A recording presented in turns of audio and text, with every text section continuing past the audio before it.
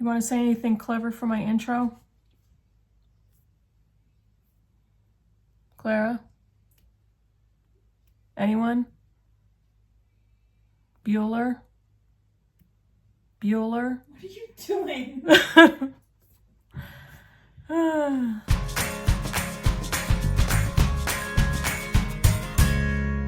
Hey BookTube, it's Kim at Middle of the Book March, and it's Tag Tuesday, so I am doing a tag, which I don't always schedule one on Tuesday.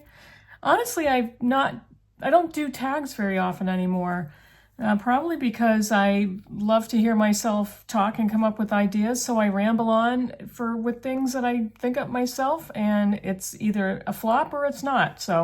But today's tag I absolutely had to do.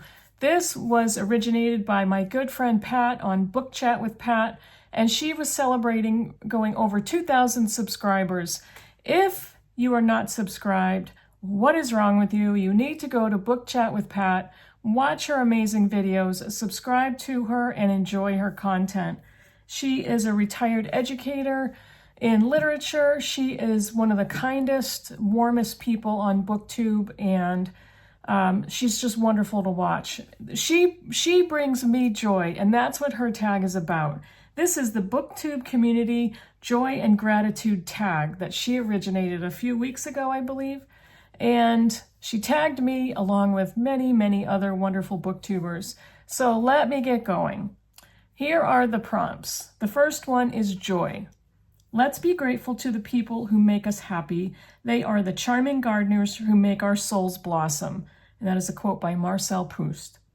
Number 1, name an author whose books bring you joy, or discuss a specific book that made you feel joyful. I think for each prompt I have 2 books. And on the first one, I'm going to be completely predictable. The Hobbit by J.R.R. Tolkien. And I don't remember how many times I've read this. I just finished rereading this plus Lord of the Rings with Heidi and Doris. We read that at the beginning of this year. And it was wonderful. It was a joy to read. It was a joy to revisit Middle-earth and the Shire. I want to live in a hobbit house in the Shire when I grow up. And this book just is joyful and fun and filled with adventure and just an all-around great story. And talk about predictability. The other book is Middlemarch by George Eliot. This book has brought me joy each of the times I've read it. And it is the story of a town called Middlemarch in the English countryside in the 1800s. I don't know what more to say. I changed my channel name because of this book, which I've said many times. But this, not only the story, not only the characters, but Eliot's writing in every single one of her books brings me joy. And I will continue to read this book throughout my life. Some people, I think, have a book that they read every year. And I would love to count this as the book that I will read every year. Number 2, discuss something about BookTube that you find joyful. The very first thing that immediately comes to mind are the friendships. And I never in a million years thought when I was considering joining BookTube and making videos that the best thing out of it would be the people who have become my good friends. Pat is one of them. She's just a wonderful person. And there are so many that I could name. I'm not going to name because I don't want to leave anybody out. But the relationships that we can develop on BookTube with each other, with other BookTubers, the friendships that I have with so many of my subscribers and commenters, I never would have expected back when I started filming videos that this would happen. And I am so grateful. It makes me so happy. The next section is friendship. Let me read the quote first. Kindred spirits are not so scarce as I used to think. It's splendid to find out there are so many of them in the world. And that is by L.M. Montgomery from Anne of Green Gables. Number 3, discuss a book that focuses primarily on friendship. This is My Brilliant Friend by Elena Ferrante. And this is the story of 2 friends. They are Elena and Lila. Elena, I'm going to say Elena and Lila. And this is set in Naples in the 50s in Italy. This is the first in the Neapolitan Quartet. This is a fraught and complex relationship between these two women. It starts off when they are young children, and just such a complex friend relationship until they become old women. And it's so interestingly written. It is so filled with drama and family dysfunction, friend dysfunction. There's so much to think about and so much to analyze in these books. Not only that, but to analyze who Elena Ferrante really is. So, don't know, not sure. The other one is one of my favorite books of all time, Lonesome Dove by Larry McMurtry. And this is just the story of the friendship between Augustus McCrae, Gus, and W.F. Call, who are former Texas Rangers and basically best friends and brothers. And it is the story of their leading a band of cowboys on a cross-country cattle drive. This is one of the best books I've ever read. It is a Pulitzer winner. There are other friendships within the book. There are so many other deep relationships. But between Gus and Call, it's not magical, but it's, I don't know, it's fantastic. It's deep. It's, I don't really know what other words to use. The words escape me right now. But it is ultimately a story of a very deep and enduring friendship. The end of that book will rip you to shreds. And I'm gonna show you. I'm gonna represent this book for every prompt. What other book is better at detailing friendship than The Hobbit or any of the Lord of the Rings? Let's see. Laughter. There's nothing like deep breaths after laughing that hard. Nothing in the world like a sore stomach for the right reasons. And that is from Stephen Chbosky, The Perks of Being a Wallflower. Number 4, discuss an author or a specific book that makes you laugh. I am reading Vanity Fair by William Makepeace Thackeray. The level of satire in this Victorian novel is friggin' amazing. Laughed out loud at certain places. I continue to laugh, getting close to the last part of the book. And it's just, he's hilarious. Just what he does, how he skewers Victorian English society is comedic. It's just amazing. And the other one is Himself by Jess Kidd. This is Jess Kidd's first novel. And it's kind of a ghost story, kind of an Irish dysfunctional family story. Super funny, and wasn't expecting it to be. Jess Kidd is a very humorous writer. And her first novel, absolutely loved it. I think out of all of her novels so far that I've read, this is my favorite, which is really saying something because it's her debut. And let's see, I gotta switch my books here. I've got piles all around me. What's the other one? Oh, The Book That Makes Me Laugh. I already showed you 2 of them. I'll get there. The next section is community. We cannot live only for ourselves. 1,000 fibers connect us with our fellow man. That's from Herman Melville. Number 5, discuss a book where the idea of community is important. Cranford by Elizabeth Gaskell. This is kind of another one that makes me laugh out loud, but I don't think it was supposed to. There's a lot of humor in Gaskell's novel about the little town of Cranford. And this is a town made up primarily of women, whether they are spinsters or old maids or widows. And it becomes very funny when we read about this little town and all of the different male characters that start to arrive in Cranford. It's very funny. So much also about friendship and relationships, and it's a lovely book. One of the other best ones, and this author consistently gives us books about community, is Barbara Pym. This is Excellent Women. And this is a story of Mildred Lathbury. She's a clergyman's daughter and a spinster in England in the 50s. And she's one of those excellent women, quote unquote, that gets involved in everybody's lives. There's always a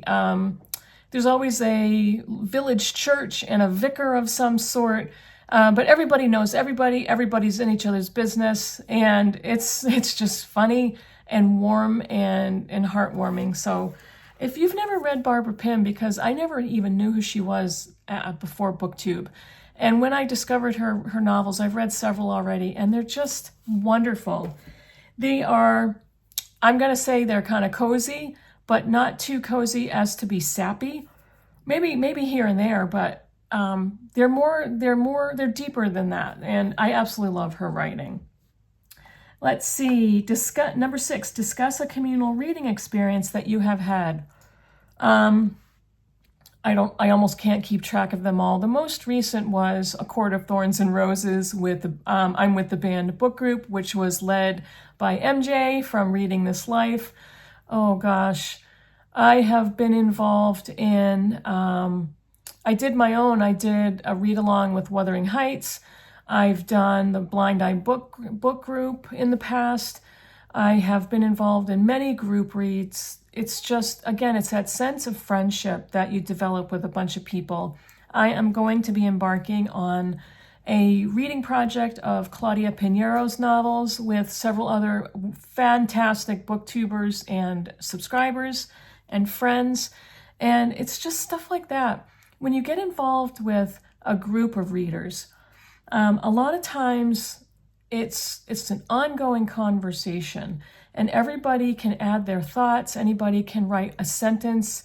You can say a sentence on Voxer. You can make a comment whenever you feel like it. And all of a sudden, it will snowball into a conversation and a discussion online.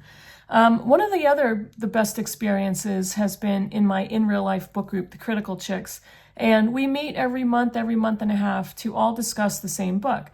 But there's a few of us in the group that have gone off and had a side project of reading classics. And one of the best experiences was The Count of Monte Cristo. And we also read Middlemarch together. But The Count of Monte Cristo, it was unanimously beloved by those of us who read it. And I absolutely loved talking about that book. Let's see, gratitude. I can no other answer make, but thanks and thanks. William Shakespeare, Twelfth Night. Number 7, name a book in which a character demonstrates real gratitude, or name a book that left you feeling a sense of gratitude. If I want to go back and talk about community, The Fellowship of the Ring, hello, and Samwise Gamgee and Frodo Baggins made me laugh. The relationship between Gimli the dwarf and what's the elf's name? Legolas. I can't believe I almost forgot him. Let's see. A book in which a character demonstrates real gratitude, or name a book that left you feeling a sense of gratitude. These two are characters demonstrating real gratitude. I read James this year by Percival Everett with Aaron from Aaron Go Live, and both of us absolutely loved this book. But the primary character, James, knows, as we get to the end of the book, he is aware of the people who sacrificed something extraordinary for him. And he knows how grateful he is for the people that got him to the place where he ended up at the end of the book. And he feels that sense of sacrifice and loss and almost a survivor guilt kind of a thing. But he knows where to place his gratitude and his relief at what so many people did for him in that novel. And the other one is The Grapes of Wrath by John Steinbeck. This is a book about extremely poor people. But when you read another one, talk about community, the band of people that would rally together when each of them had close to nothing in order to help another person, in order to help another family. And the things that they did to survive in the absolute most horrific conditions in the American South during the Dust Bowl. It's almost, you can't fathom that level of poverty. But they were so grateful for the small things that they had that they were willing to share everything. And when they couldn't, they were willing to share their company and their prayers and their help and their assistance. It's just an amazing book. Steinbeck is, I've said this so many times, one of my favorite American authors, and it's just an exceptional book. Another one with a sense of gratitude, The Hobbit by J.R.R. Tolkien. Where would Frodo be without Samwise Gamgee, and where would he be without his friendship? He is well aware. During The Hobbit is not even Frodo's story, it's Bilbo's. But when you look at the group of characters that get together and what each of them does for each other, they all kind of act together and complement each other. Where they're weak, the other one is strong, and vice versa. But The Hobbit opens up that whole Lord of the Rings community. And let's see. The last prompt is to tag others to spread a sense of joy and gratitude. Pat tagged every single person on BookTube, including me. She tagged so many BookTubers, but she also said, do the tag. It is open to everybody. Please do the tag, and to refer to her so she can see everybody else's tag. So I am going to defer to Pat and the number of people she tagged. There are so many booktubers out there who have created content for this tag, so please go out and look for them and watch their videos. It will warm your heart and put a smile on your face and have you leaving BookTube a more happy, joyful, grateful person. Thanks so much for watching. Let me know in the comments below what you think of any of these books, if you have any other titles that would fit any of those prompts, and I will see you all in the next video. Bye, everybody.